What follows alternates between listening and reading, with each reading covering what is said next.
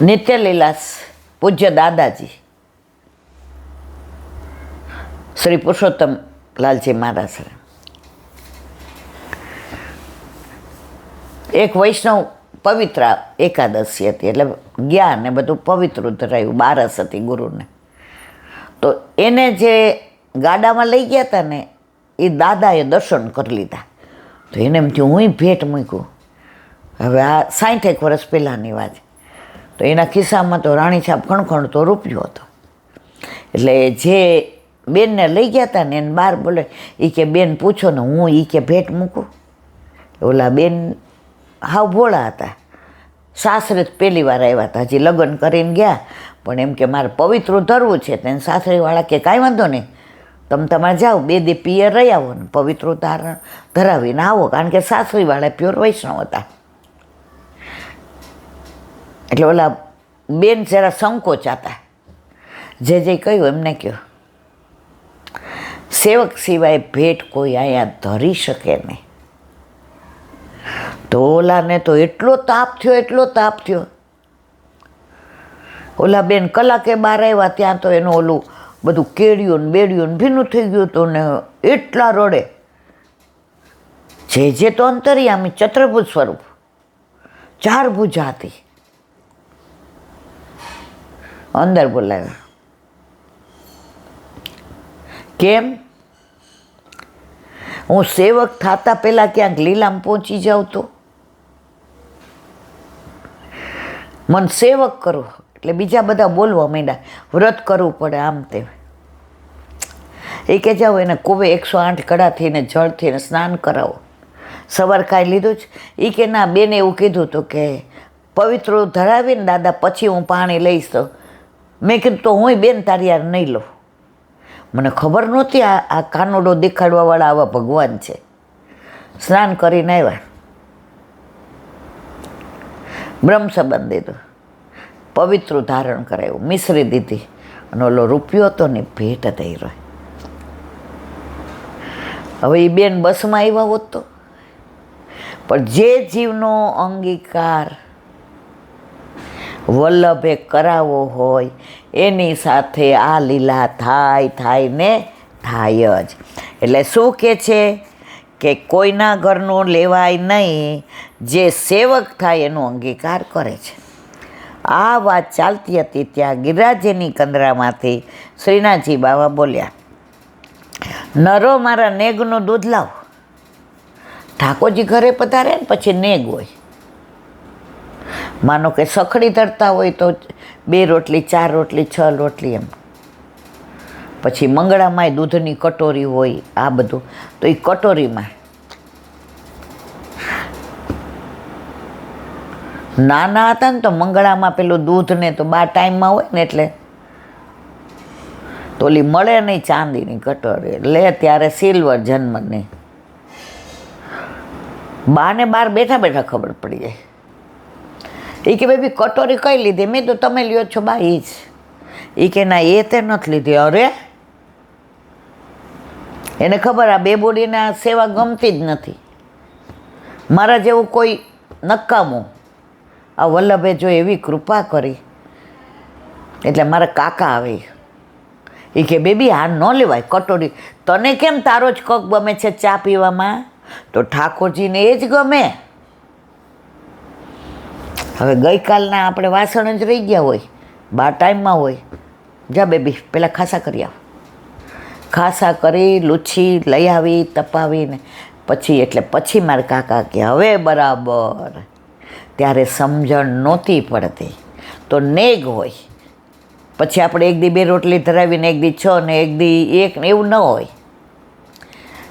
આપણે જ્યારે છોકરું જમવા બેસે એટલે ખબર હોય મારો આ નાનો દીકરો 2 જ ખાશે ને મોટો 8 ખાશે.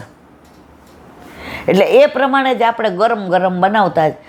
તો આપણા પ્રભુની આપણને ખબર હોય કે એને આટલું તો જોશે જ, એમાં બાંધછોડ ન કરાય. નરોએ કહ્યું, ઓવારી જાઓ લાલા, મહેમાન આવ્યા છે, તેમનું સમાધાન કરી પછી દૂધ લઈ આવો.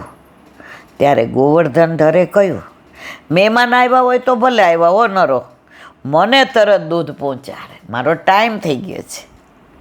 નરો દૂધનો કટોરો ભરવી પર્વત પર જઈ શ્રીનાથજી બાવાને પીવડાવી બચ્ચું તે નીચે લઈ આવી. શ્રી મહાપ્રભુજીએ કહ્યું, કટોરામાં બચ્ચું હોય તે અમને આપો. જો સદુ પાંડાએ કચ્છું લેવો નહીં, સેવકો લે. શ્રીજી બાબાએ થોડું વધાર્યું, અધરામૃત. વલ્લભ સ્વામીજી સ્વરૂપ એટલે સ્વામી એમના માટે તો રાખે જ ને. ભલે ભૂતલ પર આચાર્ય તરીકે આવ્યા, પણ 3 સ્વરૂપ: ગુરુ, ઠાકોરજીના મુખારવિંદ રૂપ અને સ્વામીજી સ્વરૂપ. બચ્ચો હોય કચ્છું અમે દે. નરો કે અંદર ઘણો, એ કે ઘણો નથી જોઈતો. આ પ્રભુને ધરાવેલું અધરામૃત. ઓલું બધું સેવક સિવાય લેવાય નહીં. નરોએ આપ્યું.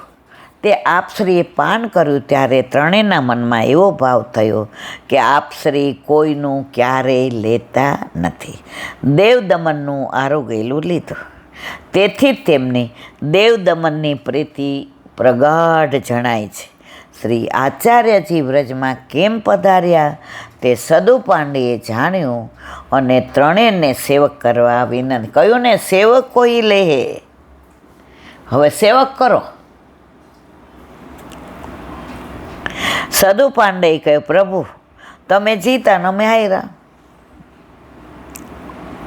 આનો અર્થ અમારા ગોવર્ધનમાં આવે તે દૂધ, દહીં, રોટી સીધું, સામગ્રી જે માગો તે અમે આપીએ. જ્યારે આપ તો સેવક વિના કોઈનું લેતા નથી, તેથી અમે હાર્યા, કારણ કે દરેક અમારી પાસે જ લે. પહેલાંના વૈષ્ણવો વ્રજમાં જાય કે ક્યાંય જાય ને તો રસ્તામાં જે ગામ આવે ને તો ખબર હોય કે આ ગામમાં વૈષ્ણવ રહે છે, તો એ જ વૈષ્ણવને ઘરે જાય. 2-4 હોય બીજા એને ત્યાં ન જાય. આને ત્યાં બધી ચૂલાની વ્યવસ્થા હોય ને, દૂધની હોય ને, પાત્રની હોય ને. એમ સદુ પાંડેને ત્યાં એમ કે વ્રજમાં કોઈ પણ આવે તો દૂધ, દહીં, રોટી બધાની વ્યવસ્થા અમે કરીએ. પણ આજે અમે હારી ગયા, પ્રભુ તમે જીતી ગયા, તમે ના લીધું તો ના જ લીધું, અને ગોવર્ધન ધરે તમારી વ્યવસ્થા કરી, હવે અમને સેવક કરો. એટલે બધું તમે અમારું અંગીકાર કરો ને મારવાલા. તેથી અમે હાર્યા, સેવક કરો. અમે વ્રજવાસી જગતના પૂજ્ય, આપ અમારા પૂજ્ય.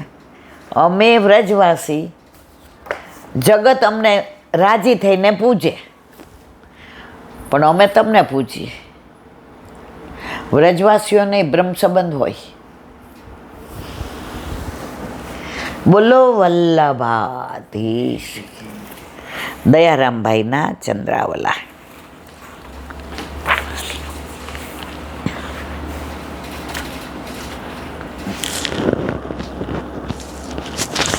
રાગ, ભય તથા ક્રોધ વિનાના મારા મનમય થયેલા, મારે જ આશ્રય રહેલા, જ્ઞાન અને તપ વડે પવિત્ર થયેલા ઘણા લોકો મારા સ્વરૂપને પામ્યા.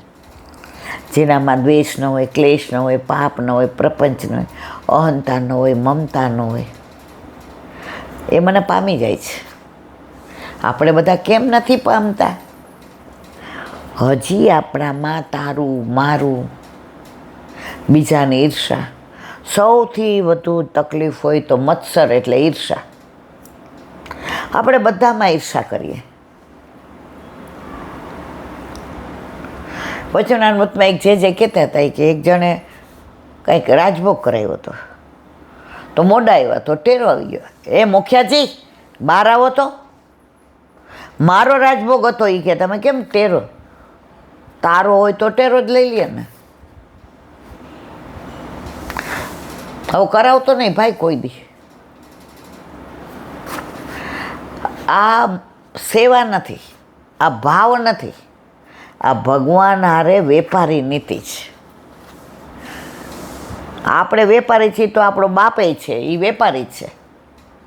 નરસિંહ મહેતાનું આપણામાં ગવાતું નથી, પણ એનું એક જોડ છે. એક વાણિયો બન્યો ઠાકોરજી અને નરસિંહ મહેતા ઓલી હુંડી માટે જાય છે. એટલે પ્રભુ કહે છે તું વાણ્યો તો વાણિયાનો બાપ. જે જીવ જે પ્રકારે મારે શરણે આવે છે તેમને હું પણ તે જ ભાવથી છું. ગીતાજી મેં કહે છે યથા મેં પ્રબંધે, જે ભાવે મને ભજે છે એ ભાવે હું એને ભજું છું. કંસ જો દુશ્મનાવટ રાખતો હતો, પ્રભુ કે કાંઈ વાંધો નહીં, તોય નામ તો મારું લે છે. શિશુપાલ ગાળો દે છે, કોને? મને દે છે. કાશીમાં એક પ્રભુનું સ્વરૂપ ધારણ કરી હું જ કૃષ્ણ છું, આ કૃષ્ણ ખોટો છે.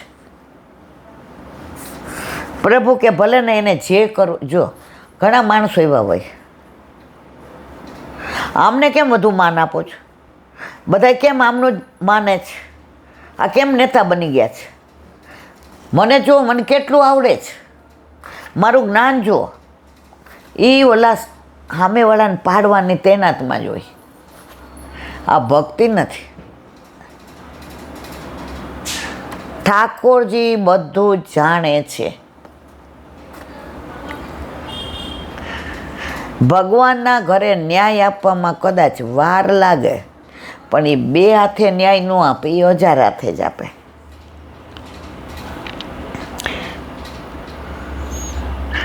તેવા ભાવ મુજબ હું એને ફળ આપો, કેમ કે મારો ભક્ત સર્વ જગે મને જ કરતા માને, તેથી તેને કરતાપણાનું અભિમાન હોતું નથી. આજે સરસ વહુ મળી, એ તો ઓલા વૈષ્ણવની ઓળખા નથી ને એના દ્વારામાં. ના, મારા પ્રભુને એની જારીજી ભરાવી હતી એને લાવ્યા છે. તો જો કરતા પ્રભુને માનો તો પ્રભુ કહે કે બધુંય તારું. એક રાજાએ ઢંઢેરો પીટાવ્યો કે કાલ મારો જન્મદિવસ, બહાર બધું મૂકી દઈશ, હીરા ને મોતી ને માણેક ને રૂપિયા ને ચાંદી ને સોનું ને જેનાથી જેટલું લેવાય એટલું લઈ લો. આખી રાત બધાય જાગ્યા, ક્યારે બેલ પડે ને દોડીએ. તો એક દીકરીને 2 પગે પોલિયો હતો અને બહુ ગરીબ. બધા દોડ્યા એટલે એ જોતી હતી કે આમાં મારો ક્યાં મેળ પડે, આમાં મને તો 1 સોનાની અસરફી ના મળે. હું દોડું ને ક્યાંક વળી પડી જાઉં તો મારા તો 2 પગ આવા. હવે બધાય તો દોડા દોડ ને લૂંટા લૂંટ. એને મનમાં એવો વિચાર આવ્યો, ઘોડી લઈ જઈ અને રાજાને બાત ભીડી ગઈ. રાજા કે બેટા કેમ? એ કે આ બધું તમે કીધું કે જેને અડે એ લઈ જાય, હું તો તમને જ અડી ગઈ, બાત ભળી, તમે જ મારા. રાજા કે તો આ બધુંય તારું. એમ આપણે પ્રભુ કે બધાય બધું માગવા આવે જ, મને માગવા કોઈ નથી આવતું.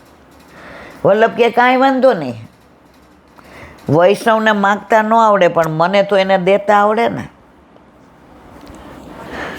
ઓલો છોકરો એને માં ભેગો દુકાને ગયો, એટલે કે લઈ લે ચોકલેટ લઈ લે, પીપર લઈ લે, બસ બેટા પીપર લઈ લે. કાજુ ભાવે છે, લઈ લે મોટો ભર. માં કે આટલું બધું કાકા કે એટલે કેટલો સંસ્કારી. હિસાબ પતી ગયો એટલે કે બહુ ડાયો દીકરો. એ કે બાપા હવે મારું માન રાખ લે, મારો હાથ પાછો એને સમજાવી દો બેન. દવથો ભરીને દીધો. એટલે ઓલા 2 ખિસ્સા, એ કે આ બાજુ નહીં કાવા. રસ્તામાં માં કે કેમ આવું કર્યું? એ કે બા મારા હાથે લેત ને તો આટલું જ આવત, નાની 4 ચોકલેટનું આવત. કાકાએ દોથો ભરીને દીધો ને તો જો 2 ખિસ્સા ભરાઈ ગયા. હું ખાલી ન રહ્યો, મારા 2 ગુંજા ભરાઈ ગયા, સૌરાષ્ટ્રમાં ગુંજા ગયા. તો તમે ઠાકોરજી પાસે માગો તો તમારી મુઠ્ઠીમાં કેટલું આવે? વલ્લભ કે લે ઠાકોરજી જ પધરાવી દો, તારે માગવા પણ જ. તો આપણે મૂર્ખાઓ માગ જ કરીએ છીએ. તેથી તેને કરતાપણાનું અભિમાન હોતું જ નથી. અભિમાન રૂપી દોષને છોડવા દીનતા રાખવી. બધામાં દયારામભાઈ હોય, હરિરાય મહાપ્રભુ હોય, વલ્લભ હોય, ગુસાઈજી દીનતા દીનતા દીનતા. પણ આ કળિયુગમાં દીનતા એવી ખોવાઈ ગઈ છે કે ઉપર બધા કાદવના પેલા થઈ, બધા એકબીજાની ઈર્ષા જ કરતા હોય.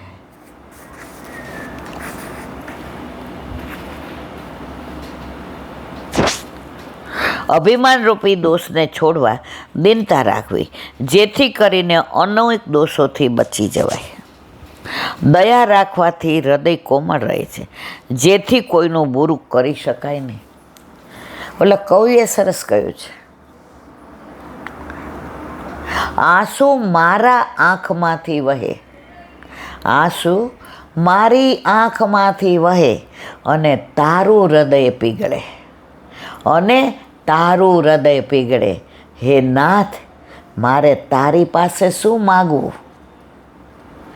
આંસુ મારા હતા પણ પીગળવાનું તો તારે હતું ને. આંસુ મારા હતા, પીગળવાનું તો તારે હતું ને. પછી કાંઈ માગવું પડે ખરું?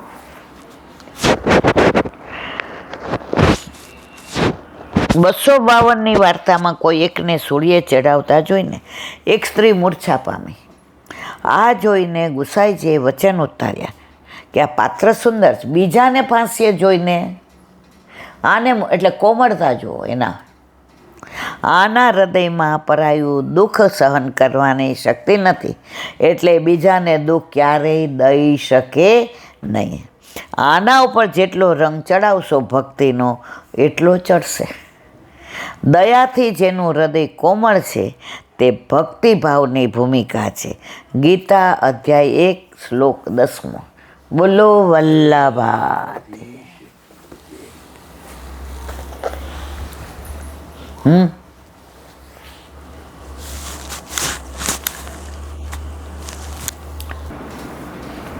વલ્લભાધીશ.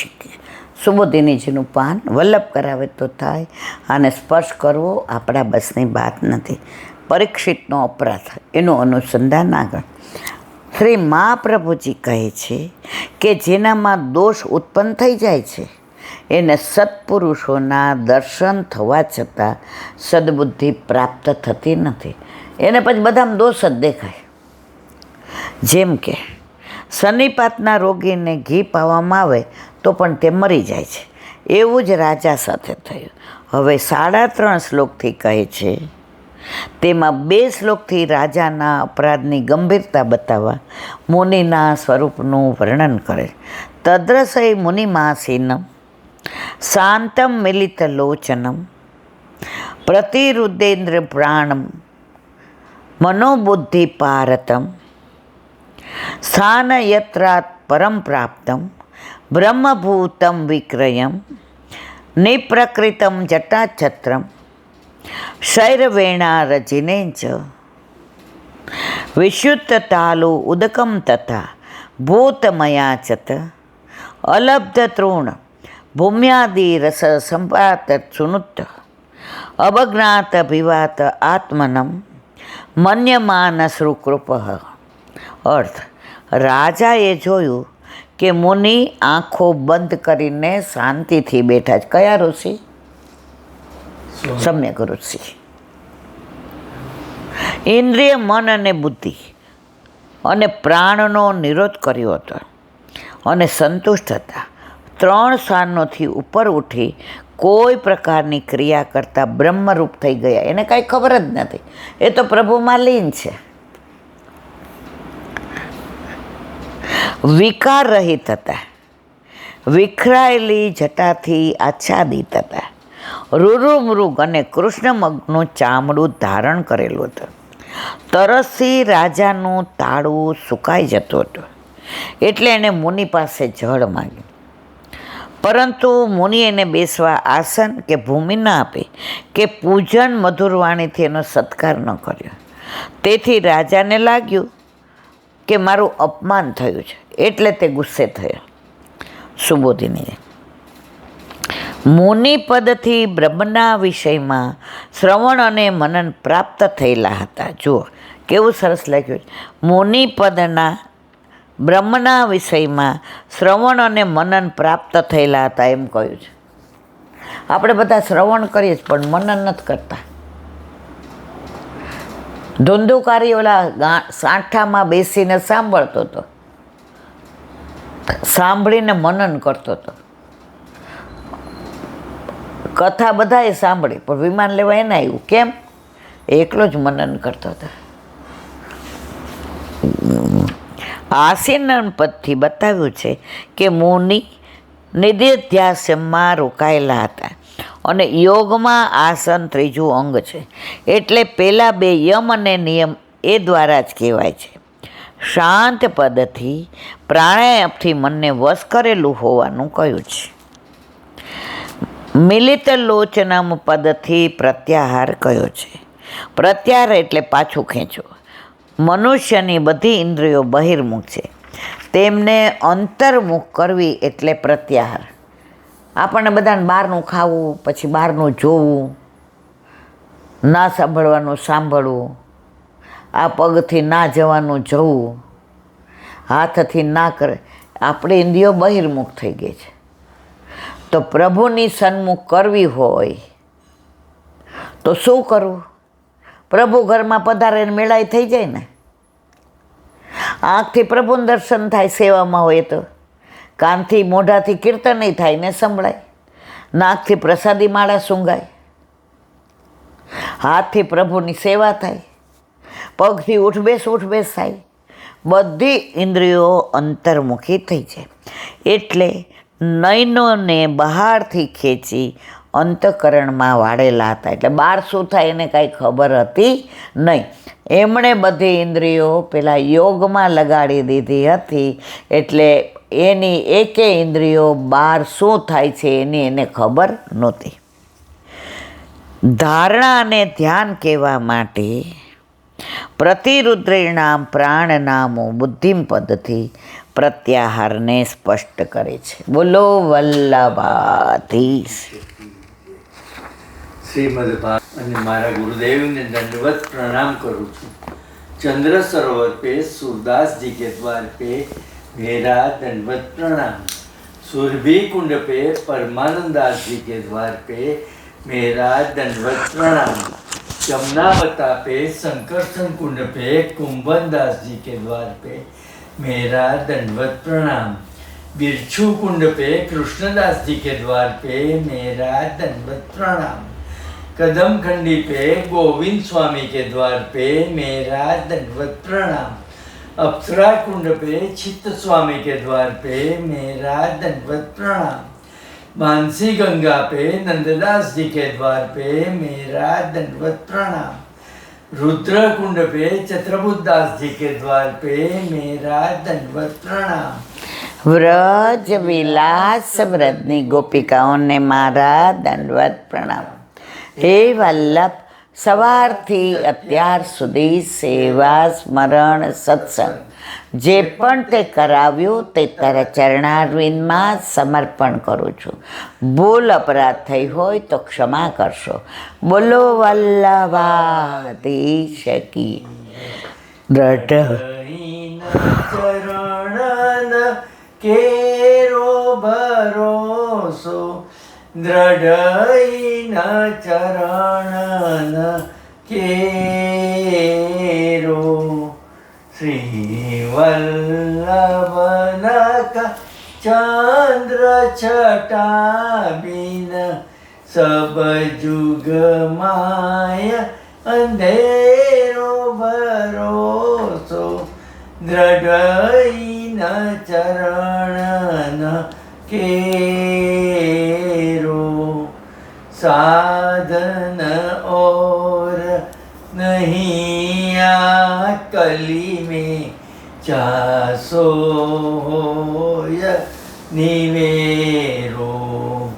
सूर का कहे त्रिविध आंधरो बिना मूल को चेरो भरोसो દ્રઢ ચરણ દ્રઢ ચરણ દ્રઢ ચરણ કેરો. શ્રી વલ્લભાધીશ કી. આજનો આ સત્સંગ મારા વલ્લભના ચરણારવિંદમાં સમર્પણ કરું છું. ભૂલ અપરાધ થઈ હોય તો ક્ષમા કરશો. આ મારા વલ્લભની વાણી અને ભૂલો એ મારી. બોલો વલ્લભાધીશ કી. બધાય વૈષ્ણવને જાજા કરીને જય શ્રી કૃષ્ણ. જય શ્રી કૃષ્ણ.